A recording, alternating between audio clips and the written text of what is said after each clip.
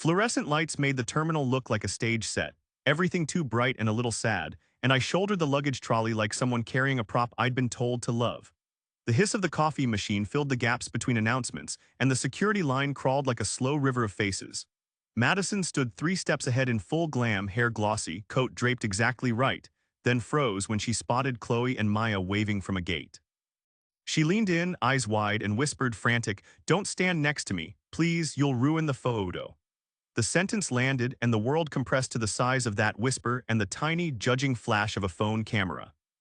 That microsecond was bright as a struck match, heels clicking, the metallic hum of the trolley under my hand, a stranger's laugh ricocheting off the tile, and I felt the sting of being reduced to scenery. I could have made a scene, turned toward her, and named the months of rent and equipment and late-night edits she'd needed me for, but the moment wanted something cleaner than yelling.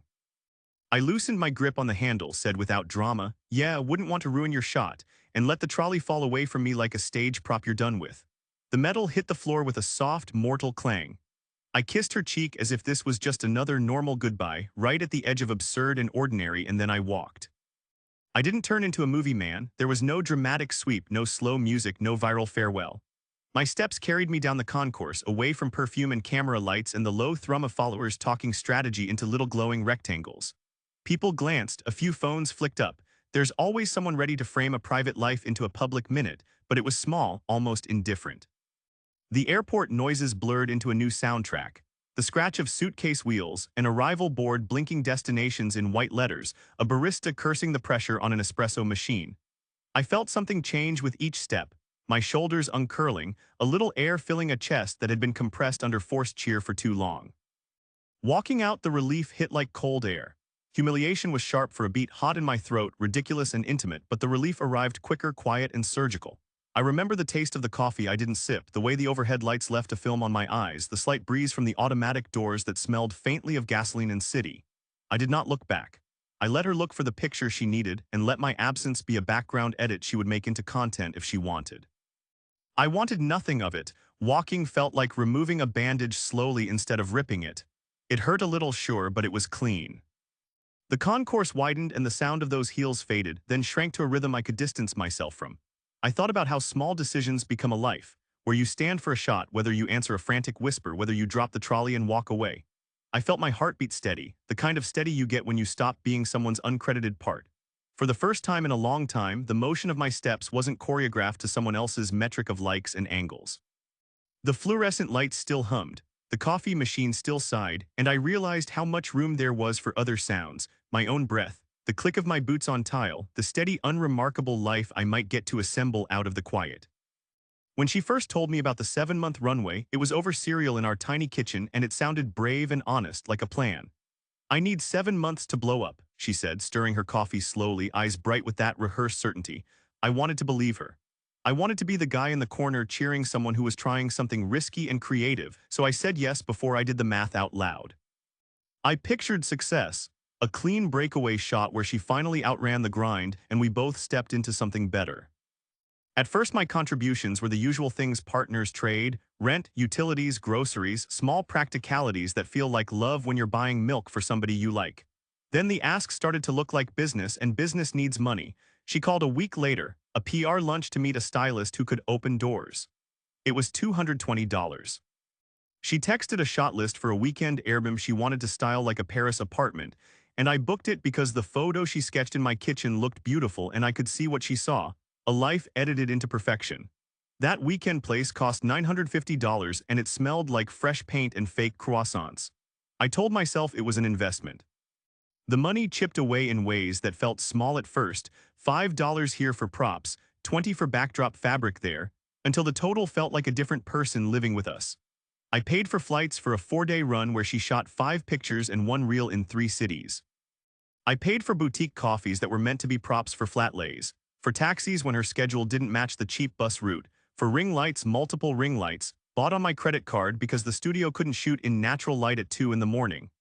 I kept receipts, kept telling myself this was a pivot, a down payment on the future we were supposedly building together. It's the little commands that change a relationship. "Hold the light higher," she'd say, and my arm would ache while she framed a face for 15 seconds and then asked, "No, lower, lower, the filter's off." I became an unpaid set assistant, a man who learned how breath and shadow read on a screen better than how to talk about his own tiredness. The camera asked for small perfections, she asked for my time and my credit card and my patience.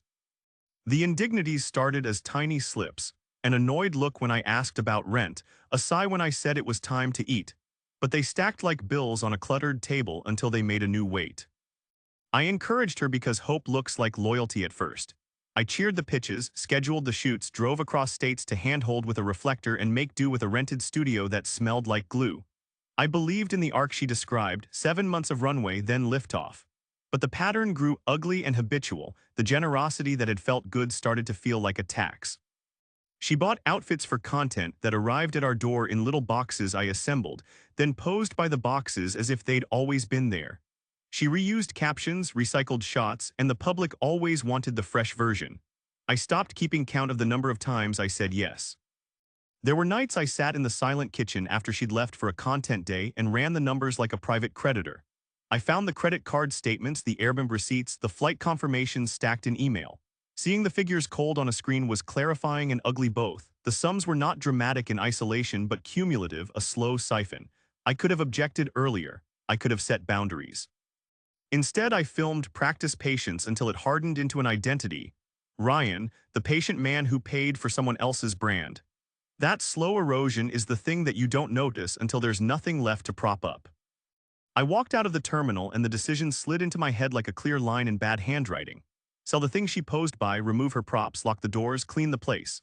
I drove straight to the dealership without stopping, the radio off so I could think, and the fluorescent lot felt sharp and empty the way big decisions do. The sales guy glanced at me like I was any other trade-in customer, and I gave him the keys to the luxury SUV she'd made a prop of for months. It was an impulsive Tuesday buyback, routine paperwork and a handshake, and they handed me a check for roughly $18,400 that felt like a small, honest verdict. The check was heavier than I expected in my wallet. It sat there like an object that had done its job and was ready to be put away. I didn't gloat about the sale. There was no triumph in folding up a thing she used to lean against for a shot. I treated it like inventory gone bad, sold, moved on, accounted for. The lightness in my chest was strange and clinical more than joyful, like a hospital monitor that suddenly read steady. I left the lot deliberately calm, counting the minutes until I could convert that small freedom into practical actions that had nothing to do with performance.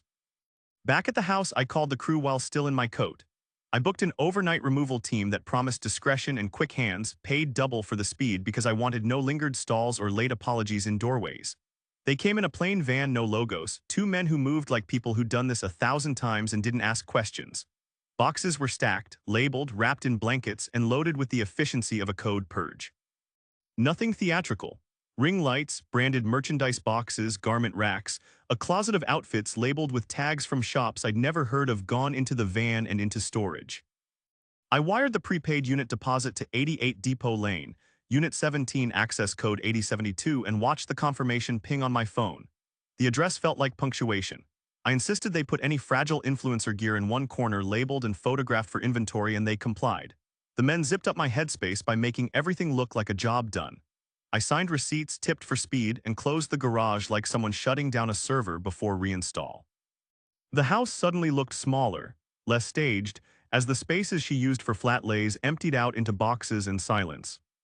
Next was the locksmith. I scheduled new deadbolts and a lock change for that afternoon. The locksmith arrived with a toolbox and a measured face. The metal clicks of new locks being set in place sounded like final code committing. He explained the hardware, drilled precise holes, and tightened screws until the door felt as secure as a bank vault without the showy theatrics. I kept my voice low and practical, asked him to punch in a separate key for a friend who would check on the place if needed, and paid him cash. The door closed differently afterward, less a theater entrance and more a line drawn. I hired a deep clean team to scrub every trace she'd left behind. Perfume haze, the faint, artificial bloom of ring light glow on upholstery, the sticky film under the kitchen table from craft glue and prop residue. They brought citrus cleaners and industrial steamers, and the house smelled like disinfectant and lemon where it used to smell like coconut oil and peppermints. The cleaner's pad scraped at corners and got into seams where glow lingered, and the upholstery came back to being furniture instead of a stage. I walked each room as they worked, making decisions with the ease of someone uninstalling a bad software update, confirm, remove, reboot. Every step felt surgical, a sequence without drama but with a kind of moral patience.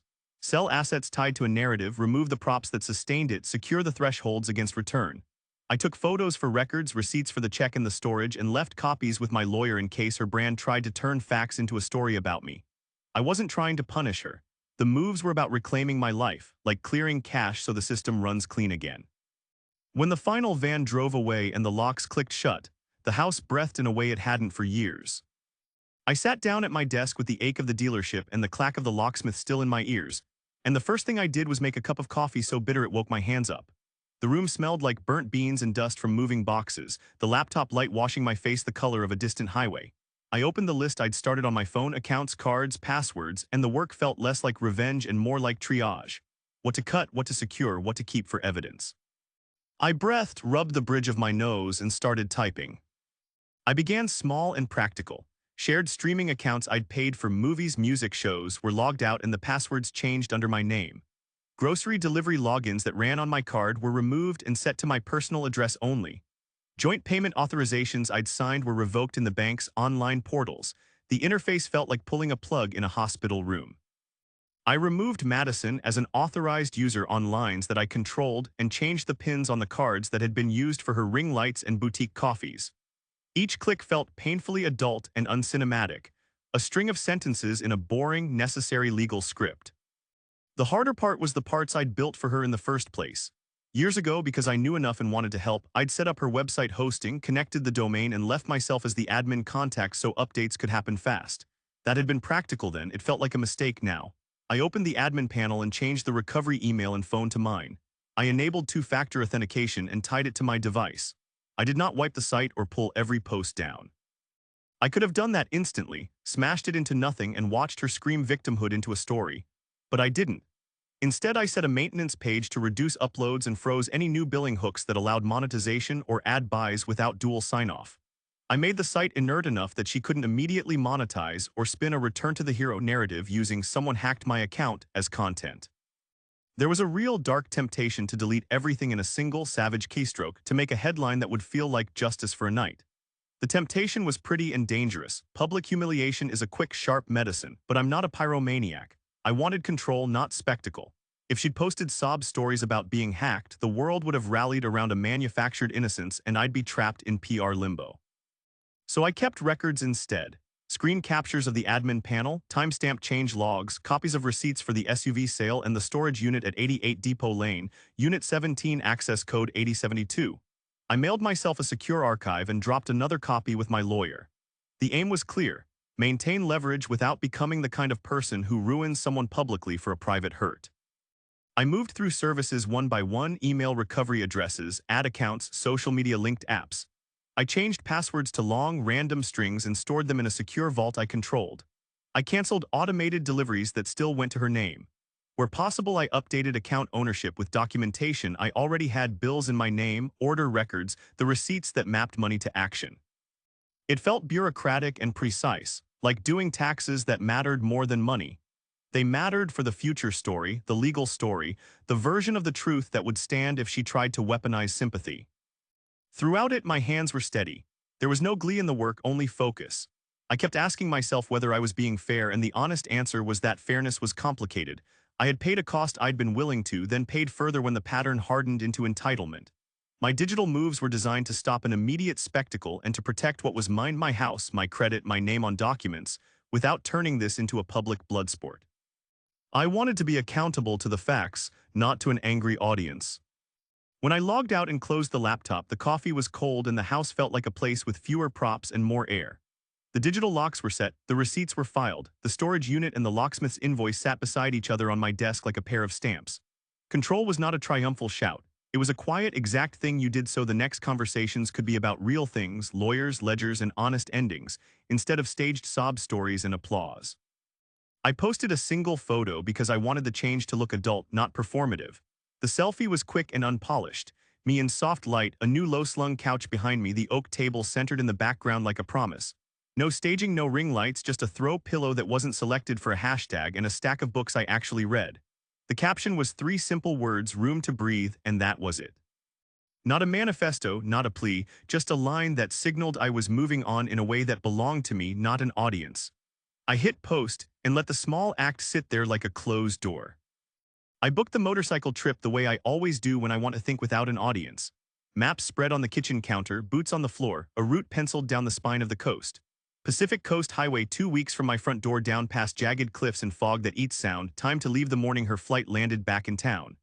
I set an out-of-office for work, left emergency contacts with 2 friends, and told my phone to only allow calls from those 2 numbers. Everything else was locked away. The plan was physical distance but also symbolic. I was refusing the stage she might demand at the gate. Packing was methodical, not melodramatic. I zipped my leather jacket, checked the oil, tightened the chain, and folded a sweater into a saddlebag that smelled faintly of motor oil and sunblock. The bike sat like a literal clean break at the end of the driveway, chrome catching the light like clean glass. I looked at the house once, at the oak table I'd sat at while tallying receipts, and made the quiet promise that this trip was for thinking, not revenge. When I swung my leg over and the engine kicked, the sound was relief given form, low, steady, and forward. The morning I left, my phone vibrated like a nervous animal in my pocket. I pulled the phone up to glance at the notification bar and saw it bloom with color, red bubbles stacked on the messaging app, a ring of missed calls, a line of angry voicemail previews. The previewed words were loud in tiny type: demands, threats, pleas for the car back, accusations dressed as heartbreak. I could almost hear the wind of the comments section gathering behind them. I let it sing for a moment, like a bell whose strike you've decided not to answer, and then I flipped the phone into airplane mode. The world went quiet in a single blessed click.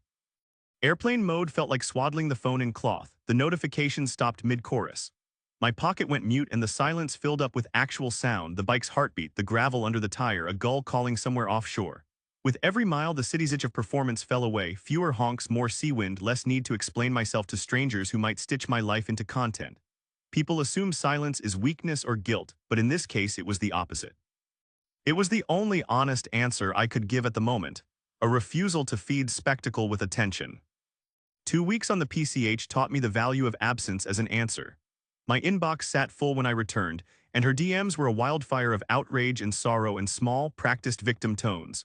Friends told me she posted tearful videos, lit candles, called mutual acquaintances, and even hired counsel to make a fuss. The headlines she hoped for didn't land. My single selfie had signaled the end of my role in her production, and my silence had sealed it with a dignity she couldn't monetize immediately. I came back quieter, steadier, and with the clean kind of distance you can only get when you stop chasing a story someone else is telling about you. She expected a scene when she landed, a crowd, a camera-ready bad ending she could edit into content, but what met her first was a locked door and the dull thunk of the deadbolt. I wasn't there to narrate her outrage. I pictured her arriving, phone already warm in her palm, the airport fluorescence still on her face as she hailed a cab and rehearsed the story she'd tell between sobs and accusations. Instead, the porch was empty except for a small pile of boxes that weren't hers anymore and the door that would not open, the metal new and final beneath her hand. She pounded like a woman used to being noticed. The sound echoed weird against our siding and made something in me close like a book. Her voice split the neighborhood afternoon sharp, a practiced pitch that meant business and camera angles. Passers-by glanced, some lingered because public drama is an easy hunger. I could hear it all in my head: footsteps, the heavy rhythm of her heels on the stoop, the paper-thin panic tap of a finger against glass while a phone camera rolled. She called and texted people we both knew, then started recording herself live, narrating the scene in real time as the cab meter spun into 3 digits behind her for the slow ride from the terminal. The meter was a visual punchline she could use, a prop for sympathy. I had already put the facts where facts belong, written, time-stamped, and unemotional, because drama is quick to form and slow to die. Before I left town, I composed one short email and hit send. It wasn't a plea, it wasn't a spectacle, and it wasn't a salve. It was an information packet, clean, clinical, and final. The aim was clarity, simple instructions so no one could spin confusion into a broadcast. I did not show up at the door to argue. I did not stage a public confrontation. I trusted that the cold weight of paperwork would be harder to perform than any edited video. Subject: important information for your return. Possessions have been moved to 88 Depot Lane, Unit 17, access code 8072. Inventory sheet attached for your review. The SUV has been sold. Title is now in my name and the sale is complete. Locks on the property have been changed, and you are no longer a resident of the address. A first month of storage has been prepaid. Access arrangements are listed on the attached receipt. I will be out of town and unavailable. For any urgent concerns, contact my attorney directly at the email provided. The email landed in her inbox like a hinge closing, no flourish, no accusation, just a door shutting. I included attachments, itemized lists, receipts, and timestamps that mapped money to action so someone couldn't tell a better story with nothing but performance and tears. I CC'd my lawyer because when people weaponize public feeling, the steadier thing is paperwork. I did not celebrate the message. It was necessary firmware to reboot the system and make the next steps legible. On the porch, she leaned into the camera and tried to make the locked door into a narrative of villainy. There's always an audience to nourish outrage, but the facts resisted her better scripts. People sent messages about what they were seeing, some siding reflexively with the louder story. Her edits would come later. Close-ups, a shaky hand, a tear cued by emotion, a caption that begged followers to pick a side. I watched none of it at first. I rode the coast for 2 weeks and let absence do the talking I couldn't afford to make public. Watching the clip later felt like watching a play I'd already left. She argued with the door, cried into a camera, and took a taxi that ate cash and narrative in equal measure. The meter climbed into 3 digits, the exact symbol of the cost of spectacle she wanted, and the performance looked tired, thin, and predictable when stripped of the backstage. The closed door and the email did what shouting couldn't. They made the situation unprofitable for drama. People want heroes and villains, but they also want clarity when the story turns legal and logistical. The hinge closed, and that was the point. I had not wanted to humiliate her in public. I wanted to end the ambiguity that let her turn our life into an endless audition. The porch, the taxi meter, the recorded sob, those were details she could use to sell clicks. My email was the quiet instrument that stopped the sale. Finality is not the same thing as cruelty. It's an act of boundaries. It's an exact, unglamorous truth that lets whatever comes next be honest, or at least honestly messy instead of theatrically staged. Her first move was the social play. Tearful Instagram stories, close-up shaky camera apologies punctuated by music, and frantic calls to mutual friends asking them to pick a side. She filled DMs with clips of the locked porch, the taxi meter climbing, and a script of hurt that always reads neat when it's edited for 15 seconds. The messages landed like small grenades in my phone, friends asking questions, people taking screenshots, and a few supportive notes that felt more about performative loyalty than actual facts. Then came the boutique law firm email, tight, professional, a polite battering ram asking for the car back, immediate access to the house, and unspecified damages for lost income that she claimed the disruption had caused. The letter had that practiced edge, sympathetic tone, firm demand, and a deadline that implied they expected me to fold. I read it on a motel table between stretches of road, the salt air in my lungs, and felt the absurdity of it all like an itch. Performative crisis escalating into formal pressure, because that's how narratives get weaponized these days. I called my lawyer, Cole Bennett, and asked him to respond the way he liked best, with facts, calm, and the kind of paperwork that makes angry stories shrivel. Cole loves this kind of clean fight. He likes receipts the way some people like guitars. He asked for everything I had: bank statements, receipts, a running ledger I'd kept out of pride and panic, and copies of the deed and the car title showing clear ownership. He moved with a steady, almost amused precision that made me trust the work would land harder than any viral clip could. Cole's reply was short and clinical, the tone of someone who'd spent his career turning chaos into coordinates. He attached a copy of the deed showing my name as owner of the property and the car title with the VIN and sale date signed over to the dealership. He included an itemized ledger that tracked exactly what I'd covered over the prior year. Rent payments dated and stamped, utilities bills with account numbers and payment confirmations, grocery charges tied to my card, flight itineraries I booked for shoots, receipts for studio lights and ring lights bought on my card, rental receipts for that Paris-style weekend apartment, and invoices for the pickup crew and storage unit at 88 Depot Lane, Unit 17, access code 8072. Each line had a date, an amount, and an attached PDF of the receipt. The ledger read like a dry novel. April 14, rent payment $1,650. May 2, utilities $220, June 20, studio lighting kit $1,100, September 11, flight to Barcelona $420. It wasn't poetic, but it was exact, and exactness has a moral temperature to it. Cole's cover letter finished with a firm statement that any attempt to seize property without proper legal cause, or any unauthorized use of my name for public fundraising or defamation, would prompt an immediate counterclaim for restitution and fees. The language was precise enough to make theatrics feel expensive.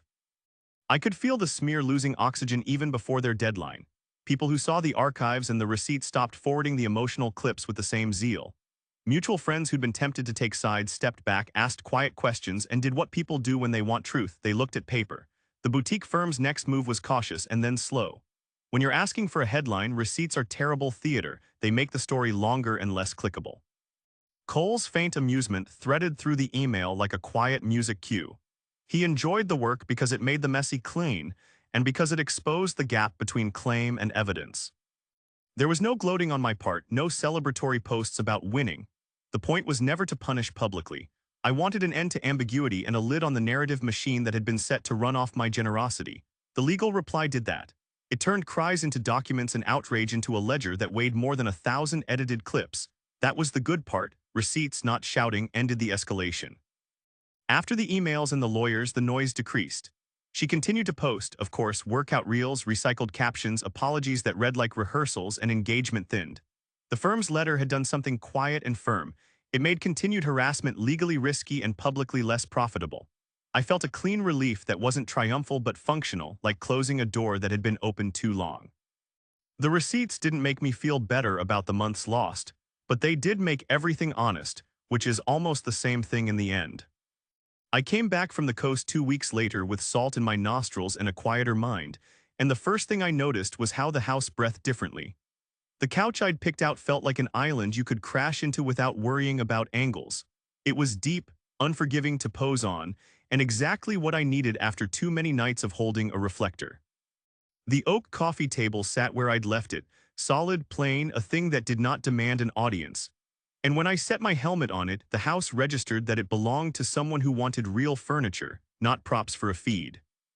The spare room that used to hold racks of outfits and a folding ring light collapsed into practical life.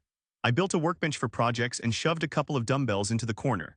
I hung tools on pegboard, set a lamp that actually lit work instead of moods, and laid down a floor mat for deadlifts.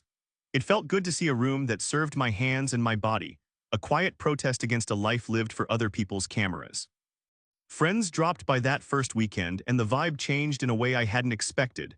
Pizza boxes appeared, controllers unboxed, and laughter filled the rooms without a camera in the corner. Those nights were ordinary in a way that felt luxurious. Low light, cheap beer, a TV showing whatever game someone picked, and a pile of felt coasters that did not coordinate with any brand kit.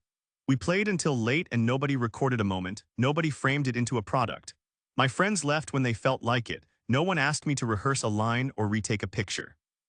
There was a kind of permission in the ordinary, to eat bad pizza and to talk loud about nothing, and to be present without performing. The little changes mattered more than I'd thought. I slept through mornings without waking to the ping of a DM about a last-minute shoot.